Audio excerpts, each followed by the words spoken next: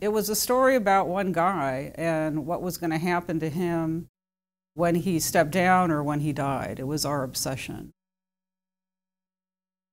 When I first arrived, Fidel Castro was in charge of Cuba, and he was really in charge of Cuba. It was really controlled, and both politically and economically. I mean, I was there when they rounded up 75 dissidents in 2 days. I mean, it was outrageous.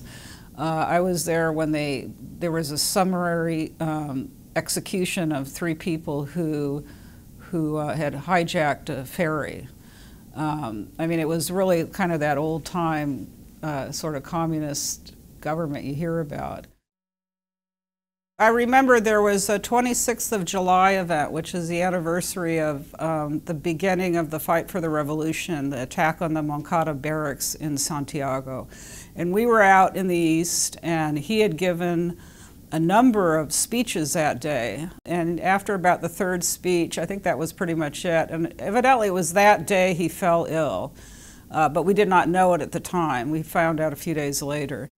We got word in the middle of the night that he was stepping aside temporarily. They made a big point of saying for Raul to step in temporarily while he got better from his intestinal bleeding. Cubans were really scared. You could feel the fear.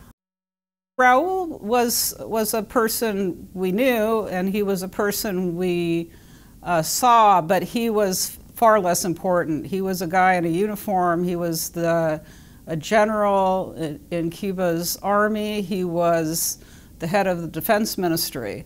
And he would show up a lot of times at some of these events, but he seemed less serious and he seemed less charismatic. He was a much more low-key figure. You know, people had said, you know, the guy didn't have the same charisma. They weren't sure if he had the gravitas to lead that country. And so when he was able to lead the country, I think a lot of people were surprised. There was a sense that Fidel Castro was still working behind the scenes, telling him what to do, telling him, you know, holding back on any of these economic reforms he seemed willing to make.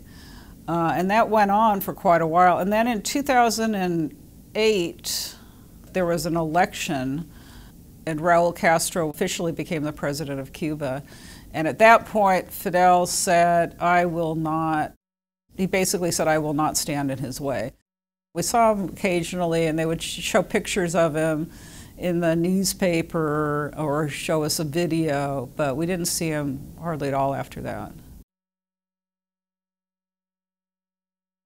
I think Raul understood more than Fidel that they weren't going to be around forever, and that that managed change would be necessary, and it is managed change, would be necessary if they weren't going to lose their quote historic project, and the historic project being communism, really. And I think a lot of the change has been done in a way to try to maintain as much of that political system as possible, and so far they've been pretty successful, I think. But he was, I think Raul has been much more realistic about that than Fidel ever was. I mean, Fidel would talk like he was pretty much going to live forever, but you know, but Raul knew that that wasn't going to happen, that we all die, whether we like it or not.